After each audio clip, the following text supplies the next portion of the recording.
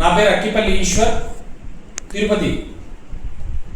ఈ సంవత్సరం స్వతంత్ర దినోత్సవ పురస్కరించుకొని తిరంగ్ ప్రతి ఇంటిపైన భారతదేశ జాతీయ జెండాను ఎగురవేయాలనేసి భారతీయ జనతా పార్టీ పిలుపునిచ్చింది. ఈ సందర్భంగా నా ఆలోచన మీతో పంచుకుందాం అనుకుంటున్నాను. మన పూర్వపు త్రిదళాధిపతి బిపిన్ రావత్ గారు ఆనాడు గాల్వాన్ కాన్ఫ్లిక్ట్ సందర్భంగా మన శత్రు దేశాలతో పాటు మన దేశంలో ఉంటున్న, ఇక్కడ తిండి తింటూ, ఇక్కడ గాలి పీలుస్తూ, ఇక్కడ స్వేచ్ఛని అనుభవిస్తున్న దేశద్రోహులు మన దేశంలో ఉన్నారనేసి, అందుకు 2.5 యుద్ధాన్ని మేము చేయడానికి నేను సిద్ధంగా ఉన్నాననేసి ఆనాడు తెలియజేశారు.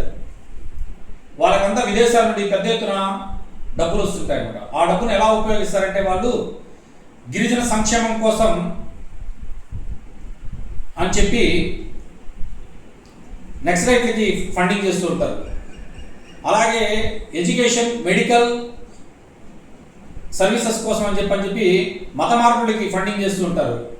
ఈ దేశ అభివృద్ధి జరగకుండా ఏదో ఒక సంఘాలు రెచ్చగొడుతూ వాళ్ళకి ఫండింగ్ చేస్తూ ఉంటారు. అలాగే ఈ దేశంలో ఉంటున్న దేశద్రోహులు, స్లీపర్ సెల్స్ లాంటి వాళ్ళకి ఆయుధాలకి అలాంటి వాటికి ఫండింగ్ చేస్తుంటారు. ఇటువంటి వాటన్నిటికీ నియంత్రించడానికి భారతీయ జనతా పార్టీ FCRA తీసుకురావడానికి ప్రయత్నాలు చేస్తుంది. ఫారిన్ కంట్రిబ్యూషన్ రెగ్యులేషన్ యాక్ట్ ఇది వచ్చిందంటే వీళ్ళందరికీ మనుగడ ఉండదనేసి నీటి పేరుతో మన ఢిల్లీలో ఓ ప్రొటెస్ట్ చేశారు. యువతని, ఆడవాళ్ళని ముందు పెట్టి ఈ దేశద్రోహుల చీడపురుగులు చేసిన అల్లరి ఇదే. ఈ సందర్భంగా అందరికీ తెలియజేయడం ఏంటంటే, నేను ఈ FCRAకి పరిపూర్ణమైన మద్దతు తెలియజేస్తున్నా. ఈ సందర్భంగా ప్రతి ఒక్క అమ్మా నాన్నని,